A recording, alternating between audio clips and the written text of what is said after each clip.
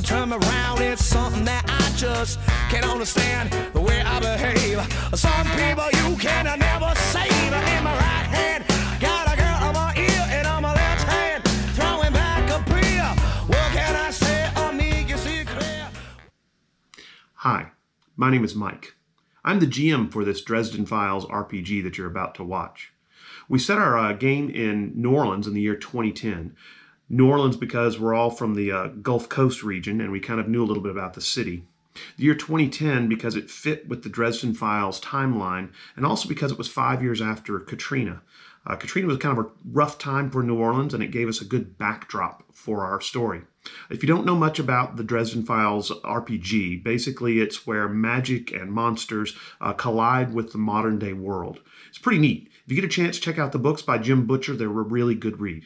Anyway, hope you enjoy. Okay, so Volt. You have liberated this warehouse from a bunch of ne'er-do-wells, or people who are in your way anyway. You've gotten things kind of set up. Well, I want to make sure it's not innocents. No. I'm killing. Or No.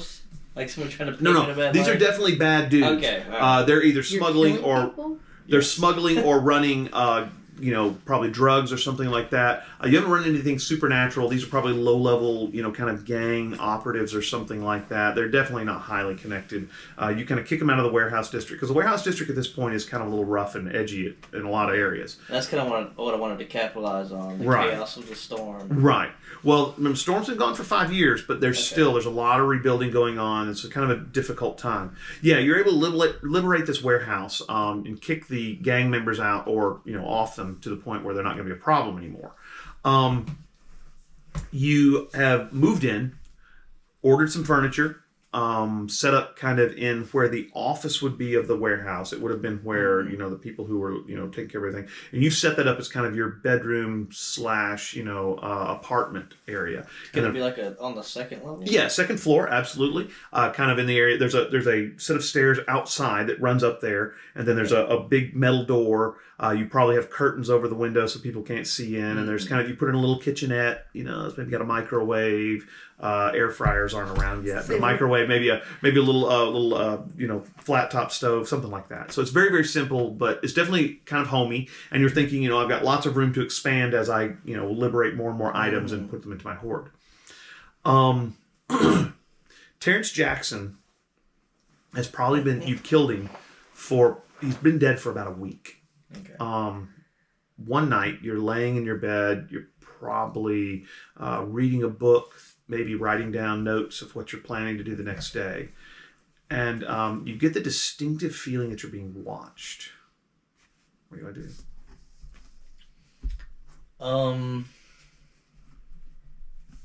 I guess I want to casually look around without giving away that I'm looking for someone looking for me. You know what I mean? Are you reading a book, reading the newspaper? What are you doing? Yeah, reading a book's fine. I think reading a book will be good. Okay, so you're laying back in your bed, you've got your book there, and you're kind of looking. You kind of look over the top of your book, and you notice standing by your little microwave on the counter there is Terrence. Young black man, kind of handsome. He's dressed in what looks like a, kind of a khakis and a nice button-down shirt, and he's standing there looking at you. Okay, you're a little unnerved because this guy he's gone. I mean, you made sure he's gone.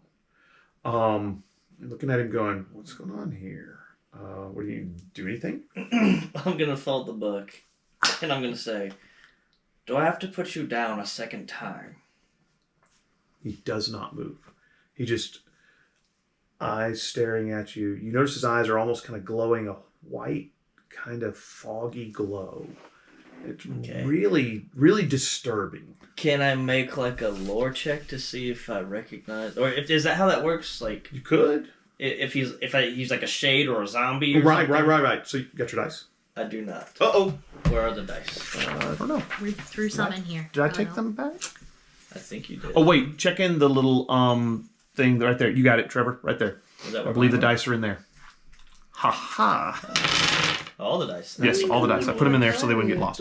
What color were you using? Gold. I was Gold. using Of my course die. you were. Because You're a dragon. I'm a That's dragon. I thought right. you meant Gold dice for a dragon, of course. Yeah, I think I was using gold, right? I didn't steal Were your you- gold. No, you're right. You're right. That was gold dragon. Yeah. Okay, so I roll 4. Yeah. Always roll 4 dice. I think so. What'd you get? Okay, so I've got 2 pluses, 1 minus, and a nil. So you have a My plus lore 1 skill is overall. +1. Okay, so Roller. plus 2. You're pretty sure he's some kind of ghost. Other than that, you're not really sure. Where did I kill Terrence? I don't know. You tell me. Okay. Well, I didn't kill him in the warehouse. Yeah. No, probably not. Well, it's up to you. Up to you. No, I did not. Okay. I just want to make sure No, unless that's that is what you wanted. Right, to right. No, have that's happen. And he doesn't say anything. No. Where did you kill him? Let's get some backstory on where you killed Terrence. I guess so. He was doing criminal activities or something like that. You were told that he was involved in some criminal activities, given a place to take him out, and so you got into your. How did you take him out? We'll I know say you he took was at lightning, one right? of the local bars. Okay. I guess near the warehouse district. Sure. area. There's lots of them. Yeah. And I'd been stalking him for a while along the rooftops. And Okay. one night when I saw that he was very well inebriated, he went down the wrong alley, and I was there, and Maybe he went out to take a leak or something like that, and you got him. Okay. and that's when I shot him from the rooftop with lightning. Gotcha. Okay, cool. All right. So, and then they found him on the street the next day, and Yeah. of course, right. All right. So, you do notice that there's a burn hole in his chest, very much like you had killed him, but he doesn't say anything. He just stands there staring at you. It's going to be Ice cancel out, but I have a +4 fists. okay. I rolled -1, so Okay. you take a swing at him. Your hand goes right through him, and you notice he kind of his form kind of mistily dissipates around your hand, and then promptly reforms when you pull your hand back. So you're not able to touch him. Maybe he's not able to touch you. You're not sure. Okay. Does lead you to believe that maybe he can't touch you. Okay. Well, is he still looking at me? Yeah, he's just you take a swing at him. He kind of, and then as you pull your hand back, he reforms, and you notice he's staring straight into your eyes. It's really disconcerting because you're close enough to take a swing at him, but he has not moved at all.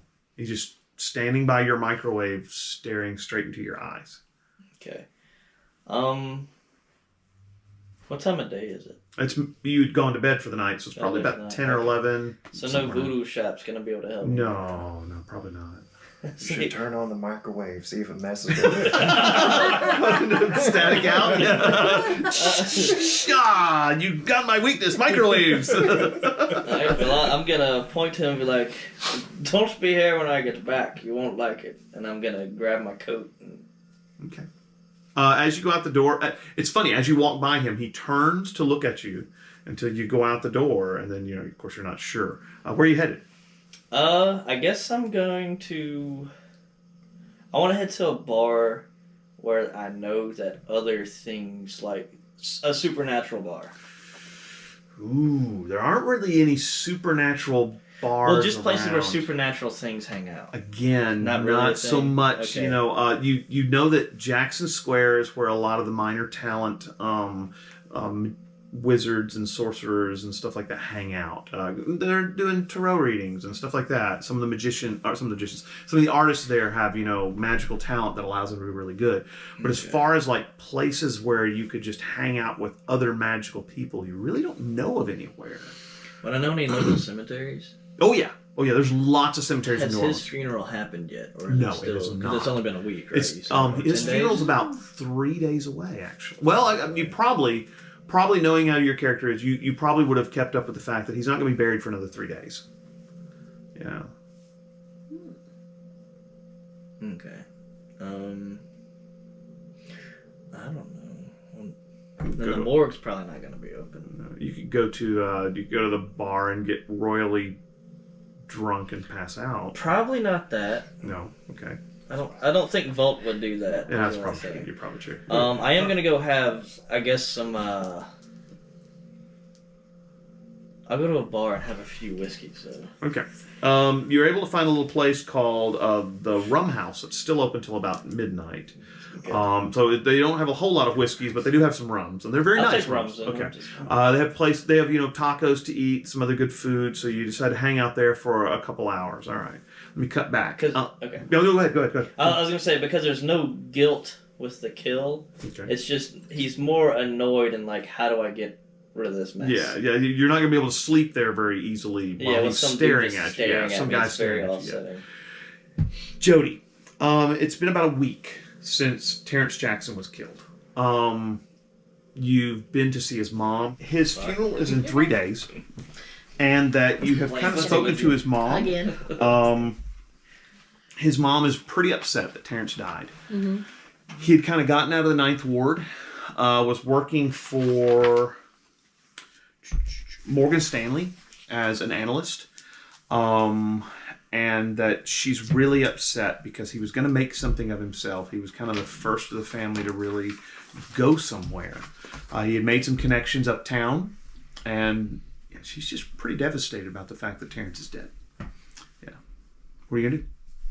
Am I at her house? You've spoken to her. You're kind of upset that your friend died.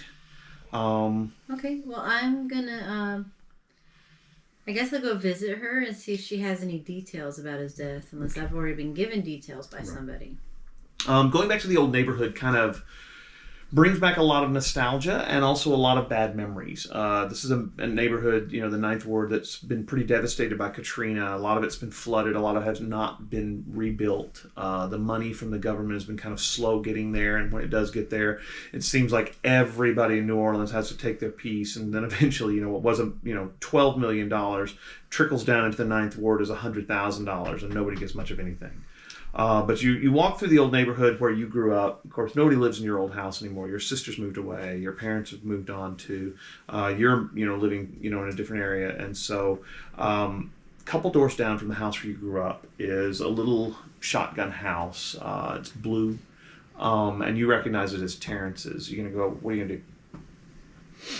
Well, is it Terrence's house or his mom's? I'm sorry, house? His mom's house. I apologize. Okay. Yeah. I'm gonna go knock on the door and call out. Okay. Hey, Miss Clara, it's Dela. Hey, Miss Clara, it's Dela. Are you there? Knock on the door. Takes probably a couple minutes where you hear somebody coming towards the door, and sure enough, the door, you can kind of see through the screen that it's Miss Clara. It's Terrence's mom. And she comes walking up. You can tell she's probably been crying. Her eyes are kind of red. And she says, "What do you want?" Hi, I heard about Terrence, and I just hate it. You know how close Terrence and I were, and I was wondering if you could give me any details so I can maybe see if I can find out something to help. And she looks at you and says, "Are you the police?" Don't you remember me? I'm Dela. I grew up with Terrence. You're not police, are you? No. I've already told the police everything I plan to tell anybody. Terrence was a good boy. He had gotten out of the Ninth Ward. He was working for Morgan Stanley. He was making money. He was sending me money when he could. He was a good boy. I tell you what, some of the rich city slicker snobs probably the ones who did him in. He probably knew something about them, or maybe he found out that they were doing something shady with their money, and that's probably why they went after him.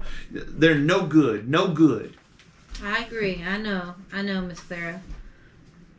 All right. Well, I'll go see if I can talk to the police and find out something for you. Do you want me to let you know if I find anything different? Doesn't matter. She just kind of shrugs, and then all of a sudden she kind of looks straight at you, and she kind of walks up close to the screen, and she's the screen door is still between you and her, and she says, "I want you to find out who killed Terrence, and I want you to get the son of a bitch. Find out who did this to my boy." I'm only laughing because I know who it is. Yeah. And so I can see the fate point. Yeah. And so she's like, "I want you to get the son of a bitch." And you're like, "I will, Miss Clara. Count on it." Well, and if you're not the police, then I don't see any reason that we need to involve them. Gotcha. Okay. So, what are you gonna do? Get that son of a bitch. Exactly. You're I'm like- not going to use those words. I got my marching orders.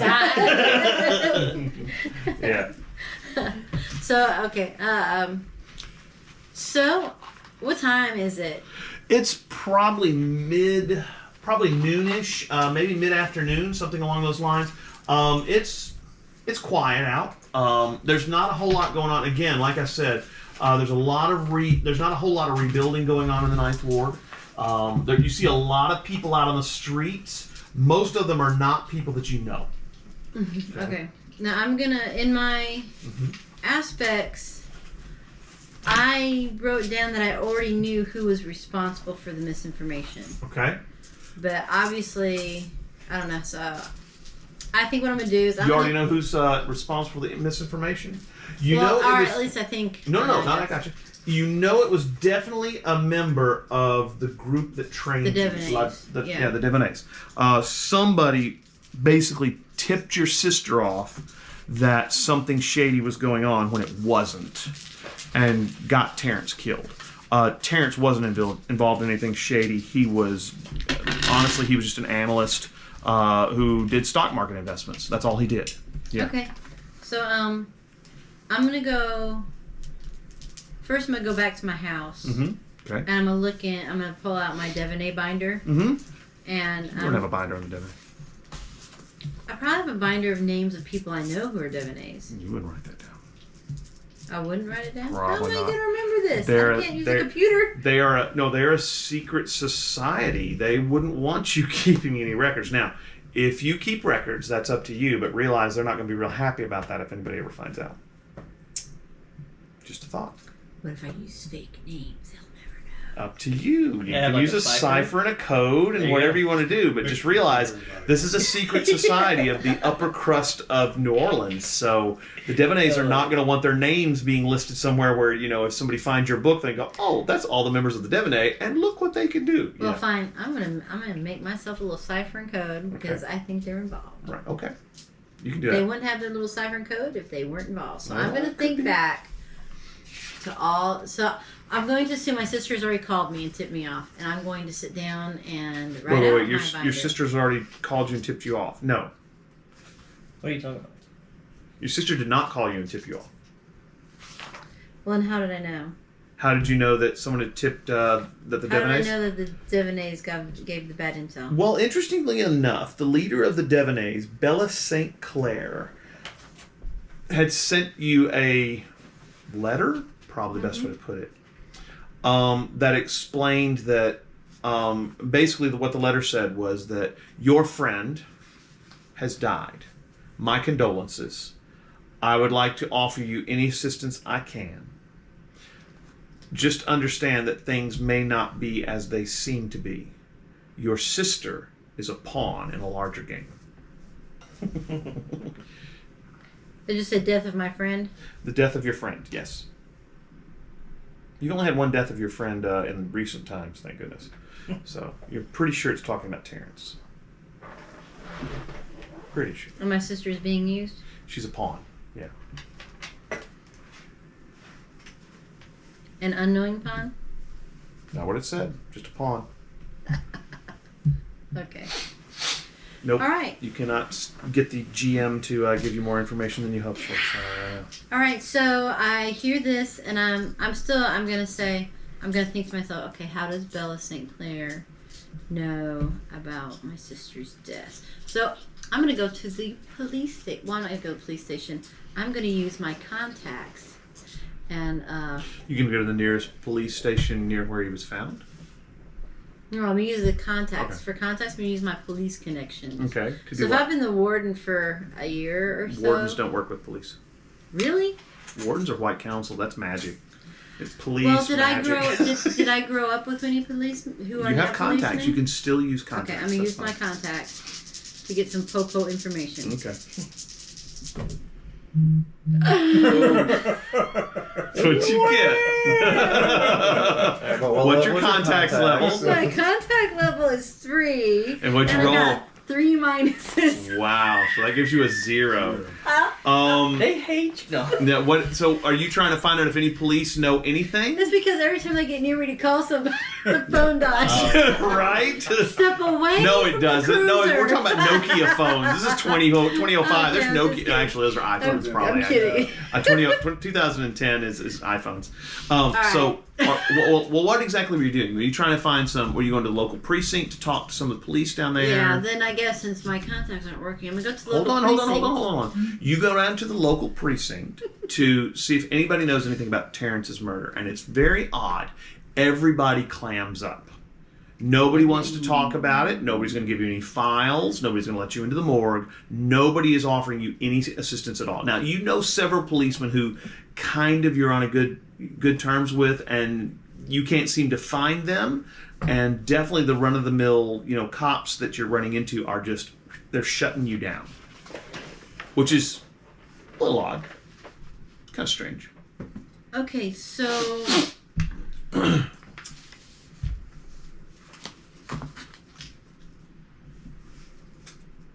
So when you go to precinct, am I just at the first window? Yeah, pretty much. They're or not letting am you I in from able the to back. get in No. any further than that? With a 0, you can't get any further than the front window. Yeah, you're out in the lobby.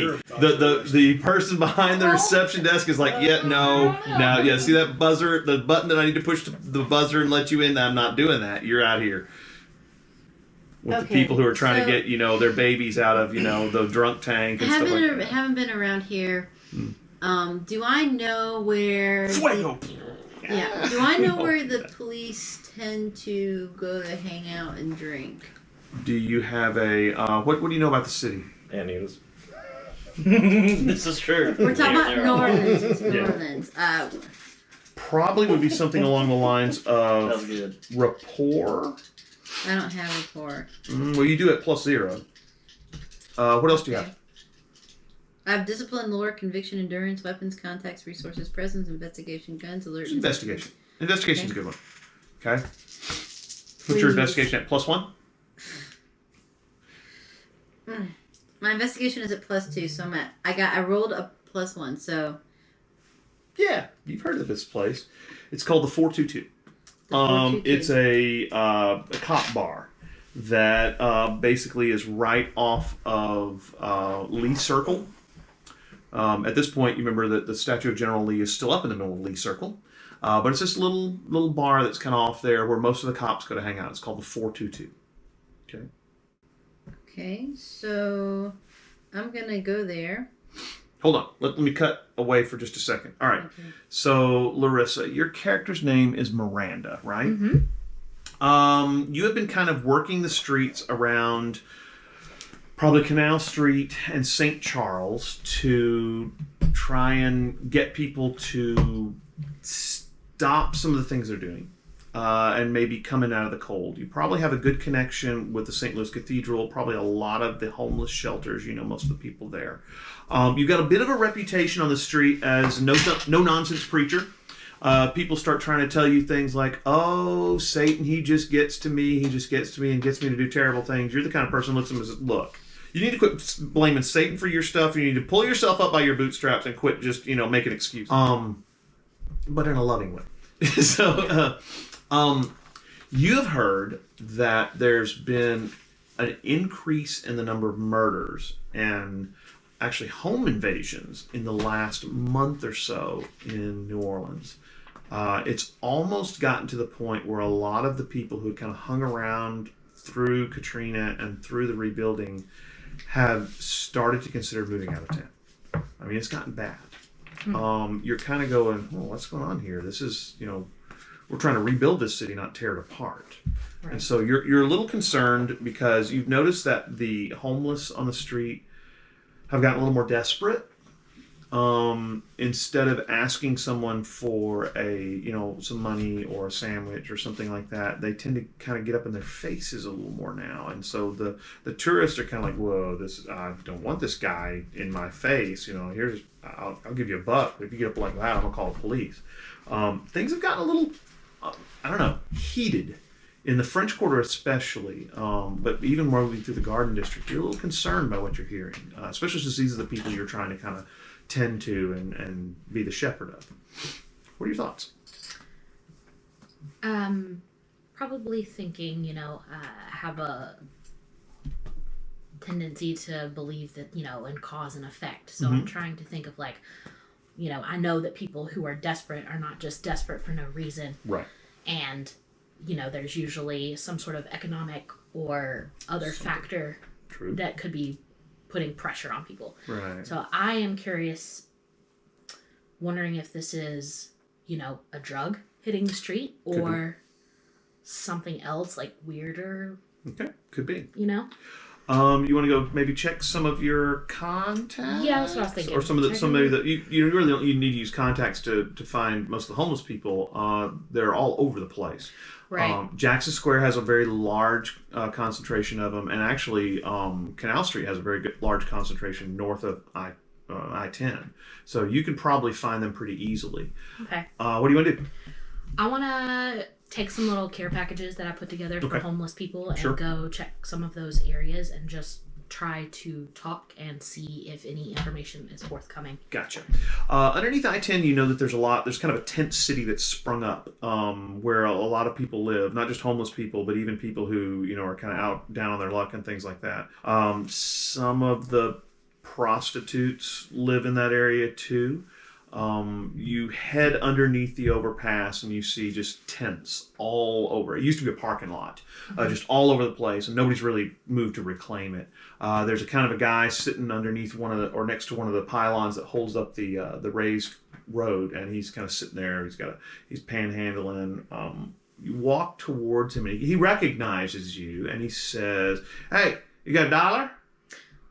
I got something better than $1. And I'll reach into my backpack that I carry around with me, and I will pull out a little Ziploc care bag with some toiletries and different things in there, and some granola bars and some food. He looks at your Ziploc bag and he goes, "I can't get a rock with that. What do I need with that?" What do you need with a rock? It makes it a whole lot easier to live in this damn city. Look, I understand relying on things like that for distraction, especially when you're in a situation like this. Are you going to preach at me again? Do I know this guy's name? Probably his name is Albert. Yeah. Albert. Listen now. I'm not here to preach at you today, and I'll give him $1 and I'll be like, I want you to think about making a different choice with that today. Just want you to think about it. I'll think about it. He takes the $1 and pockets it. You notice that this guy, he's got these crazy dreads, and he's white. He's got dreadlocks that they look really nappy.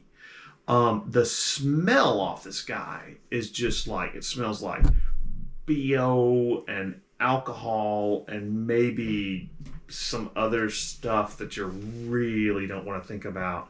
Vomit and some other bodily fluids too. And you've worked with Albert for probably, several years. You've kind of seen him around. Albert normally doesn't smell this bad. He's looking kind of rough. He's kind of was always proud to be one of the first white guys with dreadlocks in New Orleans. And these are natty and just got stuff all in them. And you're just kind of like, wow, this guy's he's looking bad. And especially, he does pot. Every once in a while he'll, maybe do something a little harder. He drinks a bit. But when he's talking about, doing, rocks and stuff like that, that's a step up from what he was doing. Right. Crack is kind of a little above what he normally works on. So you're kind of like, this is interesting. I'm going to sit down next to him, kind of crisscross applesauce He style. slides away from you about 6 inches so he's not touching you. I'm like, oh, it's me that's repulsive. Okay, I get it, I understand. Listen, buddy, I thought we were on the up and up. Now you're talking about buying rocks and... Give me a rapport roll. Give me a rapport roll. It's a good time to use rapport. It's a canceled roll. You can be even. Where is my rapport at? I have your great skills. rapport. It's +4. Ooh, nice. Nice. He looks at you and he says, "Look, times are hard." He says, the police are always trying to shove us out of here, and we got to be scarce. And then they move out and we move back in, and there's drugs and there's violence. And man, somebody stole my tent 2 nights ago, and now I am outdoors. And at least I got my sleeping bag so I'm not cold. And these girls are working the area down here, and one of the whores got killed 3 nights ago. You hadn't heard about that. Yeah. And man, it's tough. It's hard down here. You just don't understand staying in your apartment up there. You don't understand how hard it is down here. I'm sorry. I didn't know about that. I didn't hear about the. He says, and it seems like it's getting worse. And for a moment, you notice his kind of eyes is kind of clear up, and he looks at you, and his eyes are kind of liquidy and wet, and he says, it's getting worse. And I don't know why. It didn't used to be like this. When I first came to New Orleans, and started, panhandling, it was all right. You could make a living at it, and you could be all right. He says, but there's something dark going on. You heard about the Devil Man? No. The Devil Man. He shows up. He's got this big wooden stick, and he's got horns like the devil, and he's all in black. And when he shows up, your number's up, because nobody gets away from the Devil Man. Well, Devil Man's been around for a long time. He says, but he's coming to the French Quarter in the Garden District, and he's picking people off. It's bad. It's bad. He hadn't come up to I-10 yet, but the Devil Man, he's out there, and it's bad. It's really bad. And so we keep somebody on watch, as long as they're not stoned, watching for the Devil Man. And he hadn't made it this way yet, but look, old John, who played the 1-string guitar, he was down in Jackson Square and was kind of squatting in the air near Pirates Alley, and he was dead one day. And I think Devil Man gets like one, maybe 2 people a week. It's bad. It's bad. Hal, I'm sorry, but listen, I'm gonna work on getting you a new tent. Okay. When I come back, I'll bring that to you, okay? Okay. Think about what I said. Yeah. Think about what I said, All right. I'll think about it. Life is hard, but we cannot make it harder for ourselves, You're right. We got to stick together. That's what we do underneath the bridge. We and you'll stick let together. me know if you see the Devil Man. I'll let you know. Yeah. You live up over that pawn shop. Just know. Yeah, Okay. on All right. Belmont I'll let Place. you know if I see the Devil Man. I'll send somebody to come get you. Please do. All right. I'm looking out for you, man. All right. All right. Trevor, Me. your guy lives. I figured, kind of like a little shotgun house kind of thing. Okay. Trevor, you're working on a couple new potions. Mm-hmm. Got your ritual area set up kind of in the back. It's a little empty bedroom kind of between the kitchen and the living room. Working on a couple new potions. Things are going pretty well. You think things are going pretty well. Mm. You're getting ready to make this next potion, and this weird coldness settles over you. It's really strange. You've made these potions many times before. Mm-hmm. This doesn't normally happen. But something weird and strange and cold kind of sets your neck hairs up on edge, and you're like, what's going on? This is not right. Potions finish. Everything does what it's supposed to, but you're kind of like, this is strange. What's going on here? Check your toolbox, your utility belt. Everything's good. Everything's fine. I want to go check my thermostat. Thermostat is where it should be. It shouldn't have gotten cold inadvertently, so you're kind of like, That's weird. Yeah, it's not normal. Makes you a little concerned about whether the potions will work. Yeah, that is concerning. Yeah. Is there a roll that I can make to maybe have an idea of what this sensation might have been? We'll check. Yeah, or I'm good with lore. Okay. Lore's good. Go with lore. All right. Wow, that was So not that's so still good. a positive 2. Okay. Normally cold spots and stuff like that are associated with things from ghosts, the Never Never, which is the alternate reality on the other side of the veil. So yeah, you're thinking ghosts or something along those lines, which is weird. Now, you don't know a whole lot about this little shotgun house. How long have you had it?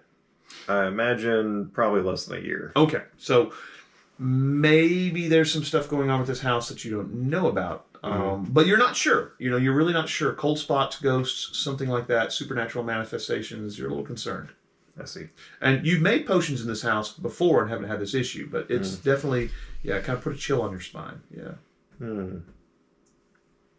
Well, I'm reluctant to move my ritual spot. No, you don't That's want to do my that. spot. Yeah, that's your spot. Well, and once you set it up with, kind of a circle to prepare it, you have to unbolt there. everything and move. I mean, it's not a good thing. I wonder if I can find out more information about the house then.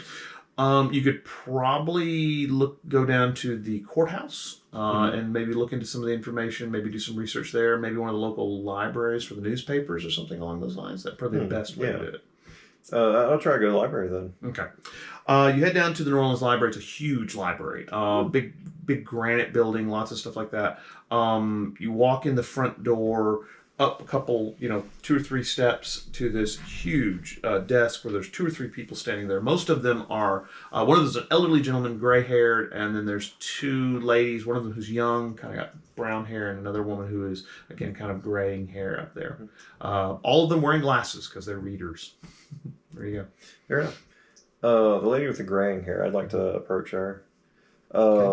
And I'd like to ask, do you have any news articles or any information about buildings in this certain area? You tell her where you live. She says, yes. Are you looking for survey documents, or are you looking for maybe newspaper articles? Or both, actually. That would probably be useful. Survey documents will be in the courthouse, but I can definitely pull up some newspaper articles. She says, if you follow me, I'll show you where the computer is that's cross-referenced by, keyword, follow me. Okay. So she heads down this hallway, and you see books, people reading books, tables. And so you're walking down there and following her, and she's kind of hunched over. And she says, so, why are you so interested in the houses in that area? Well, I've recently purchased a house over there. Well, I mean, I say recently. It's been about a year, but,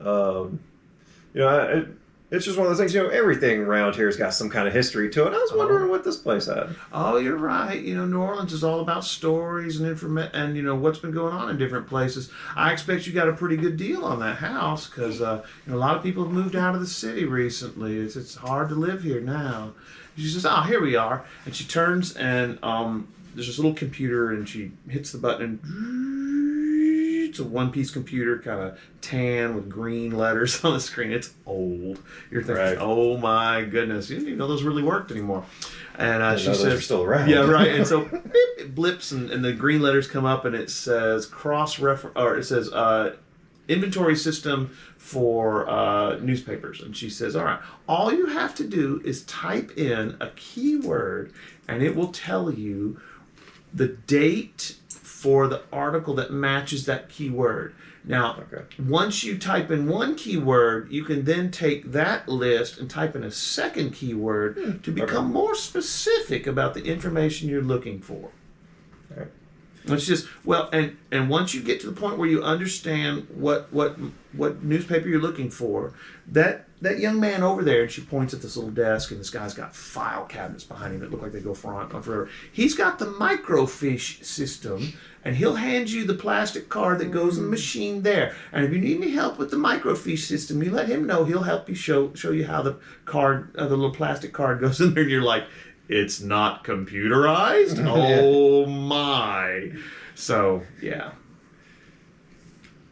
And she says, well, good luck. And she totters on down the hallway back towards the front desk. It's like where you have that moment where it's like, oh, this is becoming a lot more effort than I was bargaining for. You're kind of like, wow, I definitely don't think I'm going to blow this system out with my magical ability. Yeah, because it looks like it was probably started in the 1800s. Yeah, With that, though, if it's a keyword, can I just put in the address? You can try. All right, then I'll try to put in the address. Okay, you put in the address. And 2 listings come up. And it says one of them is for 3 years ago and one of them is for 20 years ago. They're two different microfiche, of course. I don't want to look at both of them, honestly. All right. You gonna go talk to the young man? Yeah, I'd like to go talk. Young man's name is Brent. He's a good-looking guy. Probably looks like he's about 19. Probably a college student. This is maybe one of the things he's doing to kind of make a little extra money. You walk up to him and he says, "Hi. What can I do for you?" Yes, I used a computer there just a moment ago, and it pulled up 2 articles I would like to look at. Okay. You give him the number. He goes over to the file cabinet. First one, he says, "Oh, that's easy. That was 3 years ago. I've got the microfiche for you. Do you know how to use the microfiche reader?" You probably do. It's fine. You're a techie kind of guy. Well, you're kind of he hands you that one. And it's in this little paper thing that you're going to put in. And he says, "Okay, oh, that's kind of old. 40 years ago. But hopefully that's on microfiche. We'll see." He kind of walks around the corner and he comes back and he has this kind of weird look on his face. He says, "Huh? What shows up from? It was on microfiche, but it's missing." Missing? Yeah, that's kind of, I guess whoever read it last, maybe it's been misplaced. I mean, all these file cabinets is not surprising. That things get I understand. It's a lot of actual inventory. Yeah, so I don't know. Kind of weird. But here's the one you asked for, at least one of them. So Thank you, though. Yeah. All right. Let me jump to Chuck real quick because we are at 9:52 and I want to stop pretty quick. Chuck, what you are in? Where did you live exactly? Shotgun House in the Miranda. Okay. That's right. The little artist commune. You're kind of hanging out with a bunch of the guys from the commune. There's several people who are artists who paint. So there's a sculptor. She's kind of a hot redhead. And then there's several musicians who like to get together periodically and jam.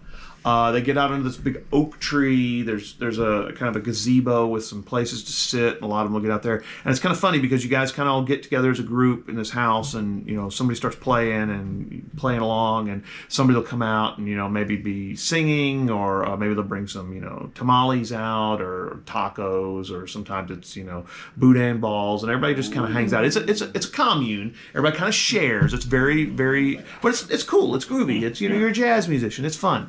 You've just headed out there for it's a Friday night, same night these guys are on, by the way. The funeral for Terrence is on Monday. It's a Friday night. You've headed out there. You're kind of warming up because you've got a couple sets to do in the city near Frenchman Street. So you're warming up. Everybody's kind of tuning up. They're all getting ready to head their separate ways to their different bands and things like that. It's going pretty well. You're playing. You're managing to make sure that you don't blow anybody off there or blow the gazebo apart, which you're very happy with. So things are going pretty well. And you finish your set, and one of the guys they know as One-Eyed Tom. He has both eyes. Nobody knows where One-Eyed Tom came from. There's a story somewhere, but he's got both eyes. It's One-Eyed Tom. Why does he have? He has 2 eyes. Why do we call him One-Eyed Tom? You'll have to ask Tom about that. I don't know. But anyway, he says, "Well, look, I've got a set that I'm going to have to do for the next 3 hours over at a couple of bars, and so look, I'm going to head out." And so people start to kind of just dissipate out into the city. You've got a set in about another hour, and you're sitting there. This really nice lady named Rosa has come out and brought a bunch of food. She's got rice. She's Hispanic. She's got rice and some beans. She didn't bring any tamales this time because she makes really good tamales. But they had some tacos from this guy named Kurt who had brought some tacos down. He's not Hispanic, but he makes good tacos. And you kind of had a chance to eat. And she kind of looks at you and she says, You have a fire that surrounds you. Yeah, you're kind of looking around, and she says, "No, it's not a fire. It's an electricity that is attached to your soul." An electricity, yes. It is it's like dark lightning. Do you know someone who is like dark lightning? He's attached to your soul. Attached to my soul. I didn't know we're that intimate. Do you have any more information? I mean, can you tell me more? No, I see it in you. My grandmother had the sight, and it hasn't been there long, but because she's been here probably as long as you have, and she says, you have a dark lightning attached to your soul. This lightning, it is pulling you. And when she says that, there's this weird sensation in your gut that pulls you towards it's kind of St. Charles and Magazine Street in that direction out to the Garden District, and you're thinking, look, I got to set in about an hour towards the French Quarter. I don't have time for this mess. But it's almost like when she says that, it's like your whole intestine just kind of lurch, and you're like, and whoa, that's weird. And she says, or maybe not. Well, I better get this cleaned up. And so she starts picking up all the rice and the beans and putting in the containers. That's the beans. That's what it is. That's when it's black beans will do that to you. Movement. And she says, "Well, I wish you good luck tonight. I think you will need it." And so then and it's weird because as she's saying these things, you notice her eyes are blue. And then when she turns away from you and starts putting the rice and beans up, her eyes are brown. And you're kind of like, what just happened here? This is weird. So she's packing up the rice and the beans in the Tupperware containers. And she says, oh, did you like the rice and beans? And it's almost like her whole demeanor has changed. It's making me want to go that way. They were they were great. Thanks. Thanks for bringing them out. And I'll try and make tamales next time. Oh, I think please they'll like do, them. please do. Cool. We love them so much. Okay. And so she packs up her stuff and starts heading back towards her, little apartment. And you're kind of like, that's really weird. Does she maybe have, multiple personalities or something like that? But that doesn't really make eyes turn blue. So you're a little freaked out by this, okay? Understandable, yeah. Time for What do a you shot before you sleep. Yeah. Yeah, right. I'm just kidding. Right. Well, I want to I guess get my stuff together and try to go to my gig. Okay. And see. You head out the front door, and do you have a car or a bicycle, moped, catching the bus? Wow. Let's see. Probably catching a taxi. Okay. You hail a taxi. Taxi stops. You get in, the guy goes, "Look, bub, I got to tell you right now, where you headed?" I'm heading down to where's my gig? Well, okay, look, I can take you down there, but there's some kind of big deal at the corner of St. Charles and Canal. Some kind of big accident that's happened there, so I'm gonna have to take some alternate routes. I'm just letting you know. I'm not trying to scam you or anything. I know you're local, but I'm gonna have to, look, I'm gonna have to kind of drive around a little bit, see if we can get by this. No. All right, let's see. All right, here we go. So he takes off in his taxi. You sit in the back seat. You got your trombone, and he kind of drives down St. Charles to Lee Circle, and round the roundabout, and then he goes, this is what I was afraid of, and here we go. And so you notice that the sides of Lee Circle, and there's about 2 exits from Lee Circle that head out towards the French Quarter, are both blocked off, and there's police cars there and stuff like that, and some fire trucks and stuff like that. And he goes, look, let me see if I can find another way around. So he kind of heads out the northwestern part of Lee Circle, and he says, I'm pretty sure I can find my way around here.